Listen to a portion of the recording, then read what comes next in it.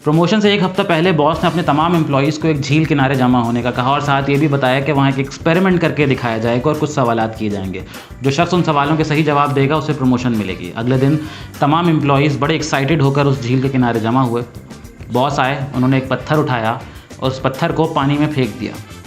पत्थर पानी में डूब गया। बॉस ने तमाम एम्प्लॉइज़ से सवाल किया कि पत्थर पानी में क्यों डूबा।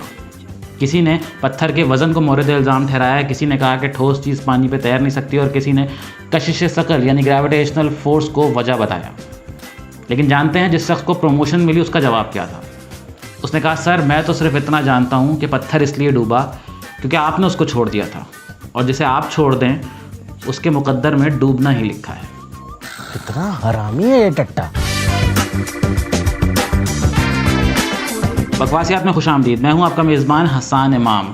फ़लाँ शख्स बॉस के बहुत उठाता है, फ़लाँ शख्स एक नंबर का उठाऊ है, फ़लाँ शख्स का बस नहीं चलता कि बॉस के उठा के मुंह में रख ले।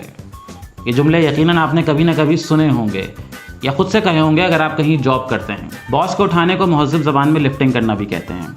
इस हुनर के माहिर लोगों के अंदर चंद खुसूसियात पाई जाती हैं, जैसे कि उनकी अपनी कोई राय नहीं होती, जो बॉस कह दे वही हक वही सच। उनकी नज़र में बॉस एक आइडियल पर्सनैलिटी होता है, एब्सोल्युटली फ्लॉलेस।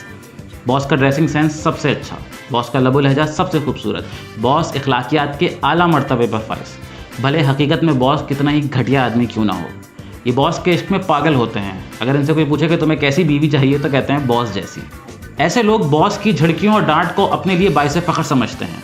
ऐसे लोगों को पूरा ऑफिस नापसंद करता है लेकिन उन्हें घंटा फ़र्क नहीं पड़ता। उन्हें फ़र्क पड़ता है तो सिर्फ़ और सिर्फ बॉस की खुशनुदी हासिल करने से, जिसके लिए किसी भी हद तक जा सकते हैं। अगर पूरा ऑफिस जन्नत में जा रहा हो और वाहिद बॉस जहन्नुम में जा रहा हो तो ये बॉस के पीछे जाने को तरजीह देंगे। यहाँ पर एक अहम सवाल ये पैदा होता है कि आप प्रोफेशनल लाइफ में बॉस की चमचागिरी करना कोई गलत बात है? इस सवाल का कोई एक जवाब नहीं हो सकता, क्योंकि एक तरफ से ये आर्गूमेंट पेश किया जा सकता है कि अगर अपने काम के अलावा थोड़ी सी खुशामद और थोड़ी सी खुश अखलाकी दिखाकर कुछ इजाफी फ़ायदे हासिल किए जा सकते हैं तो इसमें क्या बुराई है। लेकिन जो लोग खुद को खुददार और गैरतमंद समझते हैं वो इस चीज़ को कभी भी अच्छा नहीं समझेंगे। एक और अहम सवाल ये है कि ऑफिसेज़ में और प्रोफेशनल लाइफ में बॉसेस की चमचागिरी करने की ज़रूरत पेश क्यों आती है? इसका जवाब है toxic work environment. Toxic work environment क्या होता है? ऐसे ऑफिसेज़ जहाँ लोग एक दूसरे के साथ काम नहीं करते, एक दूसरे के खिलाफ काम करते हैं, एक दूसरे की जड़ें काटने की कोशिश करते हैं, दूसरे के काम पे खुद क्रेडिट लेने की कोशिश करते हैं, अपनी गलतियों का इल्ज़ाम दूसरे के सर डालने की कोशिश करते हैं। टॉक्सिक वर्क एनवायरनमेंट वो होता है जहां लोग अच्छा परफॉर्म करने से ज़्यादा बॉस को इम्प्रेस करने की कोशिशें करते हैं। टॉक्सिक वर्क एनवायरनमेंट में बॉस अपने एम्प्लॉइज़ को इंसल्ट करता है, उनके अच्छे कामों पे अप्रिशिएट नहीं करता, लेकिन छोटी सी गलती पकड़कर बढ़ा चढ़ाकर उनकी बेइज्जती करता है। अगर आपको लगता है कि आप ये सारी बातें एक्सपीरियंस कर चुके हैं तो ये हाई टाइम है सोचने का और अपनी ज़िंदगी को रीवैल्यूएट करने का, क्योंकि टॉक्सिक वर्क एनवायरनमेंट में रहते हुए आप कभी ग्रो नहीं कर पाएंगे। ये आपके करियर के लिए ख़राब है, आपकी ज़हनी और जिस्मानी सेहत के लिए ख़राब है, और इससे भी ज़्यादा अहम जो वक्त आप ऑफिस से बाहर अपनी फैमिली के साथ गुजारते हैं उस टाइम की क्वालिटी के लिए भी ख़राब है। इसके बरअक्स अगर आप किसी सेठिया कंपनी के मालिक हैं या मैनेजर हैं तो आपके लिए भी एक बुरी खबर है। एक सर्वे के मुताबिक टॉक्सिक वर्क एनवायरनमेंट में काम करने वाले लोगों में से 78% लोगों का कहना है कि वो अपनी जॉब छोड़ने के लिए सिर्फ एक मौके की तलाश में है। 25% लोगों का कहना है कि वो ऑफिस में अपने साथ हुए बुरे बर्ताव का बदला क्लाइंट से लेते हैं।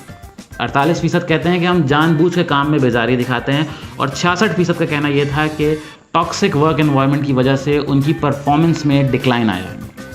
अब आप फैसला कीजिए कि आपको अच्छे और काम करने वाले लोग चाहिए कि चमचों का सेट चाहिए। लेकिन फैसला करने से पहले एक बात याद रखिएगा कि चमचा जिस बर्तन में होता है सबसे पहले उसी को खाली करता है।